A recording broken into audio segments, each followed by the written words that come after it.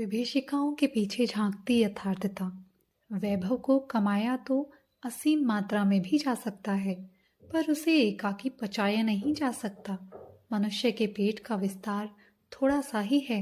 यदि बहुत कमा लिया गया है तो उस सबको उदरस्त कर जाने की ललक लिप्सा कितनी ही प्रबल क्यों न हो, पर वह संभव हो नहीं सकेगी।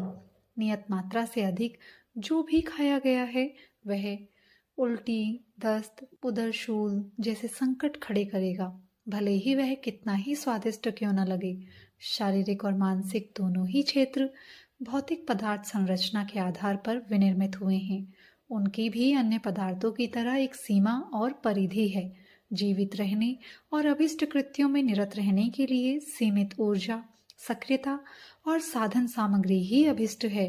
इसका उल्लंघन करने की ललक तटबंधों को तोड़कर बहने वाली बाढ़ की तरह अपनी उच्छृंखलता के कारण अनर्थ ही अनर्थ करेगी।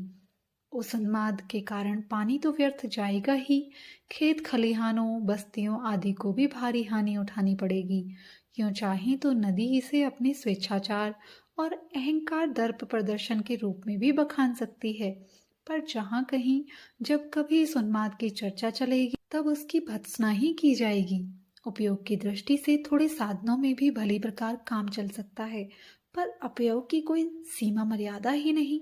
कोई चाहे तो लाखों के नोट इकट्ठे करके उनमें माचिस लगाकर होली जलाने जैसा कौतूहल करते हुए प्रसन्नता भी व्यक्त कर सकता है, पर इस अपव्यय को कोई भी समझदार ना तो सराहेगा और ना उसका समर्थन करेगा। बेहद चाटुकार तो कुल्हाड़ियों से अपना पैर काटने के लिए उद्धत अतिवादी की भी हाँ में ही हाँ मिला देते हैं। वासना और तृष्णा की खाई इतनी चौड़ी और गहरी है कि उसे पाटने में कुबेर की संपदा और इंद्र की समर्थता भी कम पड़ती है। तृष्णा की रेगिस्तानी जलन को बुझाने के लिए साधन सामग्री का थोड़ा सा पानी कुछ काम नहीं करता। अतृप्ति जहाँ की तहाँ बनी रहती है। थोड़े से उपभोग तो उस ललक को और भी तेजी से आग में ईंधन पड़ने की तरफ भड़का देते हैं। मन के छुपे रुस्तम का तो कहना ही क्या। वह यक्ष राक्षस की तरह अदृश्य तो रहता है, पर कौतुक कौतूहल इतने बनाता दिखता रहता है कि उस व्यामोह में फंसा मनुष्य दिग्भ्रांत बंजारे की तरह इधर उधर मारे मारे फिरने में ही अपनी समूची चिंतन क्षमता गवा देता है। तृष्णा तो समुद्र की चौड़ाई और गहराई से भी बढ़कर है। उसे तो भस्मासुर, वृत्रासुर, महिषासुर जैसे महादैत्य भी पूरी न कर सके।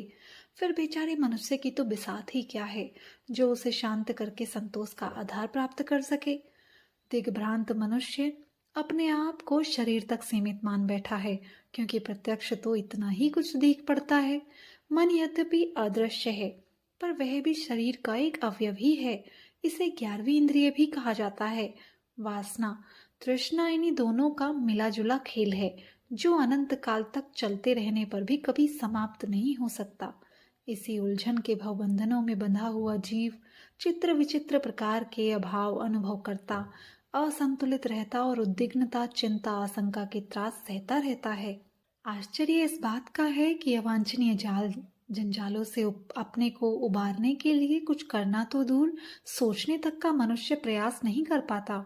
उल्टे अनाचारों पर उतारू होकर दूसरों को भी वैसा ही करते रहने के लिए उकसाता रहता है, भले ही वह अनर्थ स्तर का ही घृणित क्यों ना हो। यही है अपने समय के मनुष्य का तात्विक पर्यवेक्षण। मूर्खता को कहने सुनने में तो उपहासास्पद बताया जाता है, पर वस्तुतः वह इतनी प्रबल और आतुर होती है कि उसके आवेश को रोक सकना अच्छे अच्छों के लिए भी कठिन हो जाता है। यह उन्माद जब सामूहिकता के साथ जुड़ जाता है तो फिर स्थिति उस विशालकाय पागल खाने जैसी हो जाती है, जिसमें रोगी एक दूसरे को उकसाने, भड़काने, गिराने वे सताने जैसी विडंबनाओं में ही लगे रहते हैं। वे सभी मात्र हानि ही हानि उठाते हैं। गीताकार ने सच कहा है कि जब दुनिया सोती है तब योगी जागते हैं। यह अनबूझ पहेली तभी प्रामाणिक सिद्ध हो सकती है जब यह सोचा जाए कि असंख्य अवांछनीयताओं की लहरें उठाते चलने वाले प्रस्तुत प्रवाह के साथ साथ बढ़ते रहने की अपेक्षा कोई आश्रय दे सकने वाला किनारा खोजा जाए।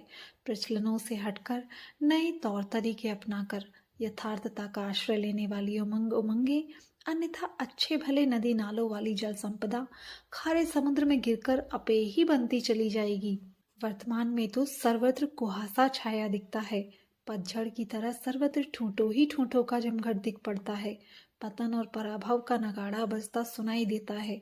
भविष्य अंधकार में प्रतीत होता है और लगता है कि मनुष्य समुदाय अब सामूहिक आत्महत्या करने पर ही उतारू आवेश से बुरी तरह ग्रसित हो रहा है। चूहों और खरगोशों की संख्या जब असाधारण रूप से बढ़ जाती है और उनके लिए खाने पीने रहने के लिए सहारा शेष नहीं रहता, तो वे किसी बड़े जलाशय में डूब मरने के लिए बेतहाशा दौड़ लगाते देखे जाते हैं। चल रही गतिविधियों की समीक्षा करने पर लगता है मानो एक ऐसा तूफान उभर रहा है कि मानवीय सत्ता, महत्ता, संपदा और प्रगति जैसे संचय में से कुछ भी उनकी चपेट में बचकर नहीं रह सकेगा। अहंकारी यदुवंशी आपस में ही लड़ मरकर खप गए थे। उन पर बाहर से कोई वज्रपात नहीं हुआ था। आग सबसे पहले उसे स्थान को जलाती है जहां से वह प्रकट होती है।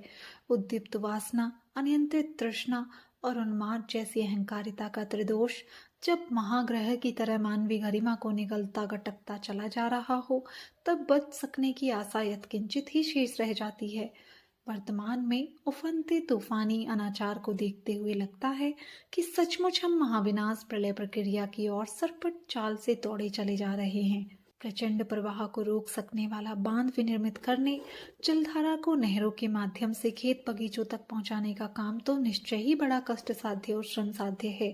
करने वाले जब प्राणपण से अपने पुरुषार्थ को सृजन की सदृश्यता के साथ संबद्ध करते हैं, तो उनकी साधना भी कम चमत्कारी परिणाम उत्पन्न नहीं करती।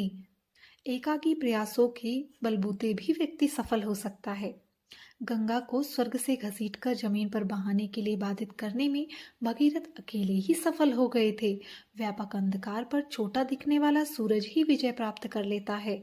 अस्तु यह आशा भी की जा सकती है कि मनुष्य में उत्कृष्टता का उदय होगा तो यह वातावरण भी बदल जाएगा और जो हर दृष्टि से भयंकर ही भयंकर दिख पड़ रहा है वह भी पूर्ण रूप से परिवर्तित होगा।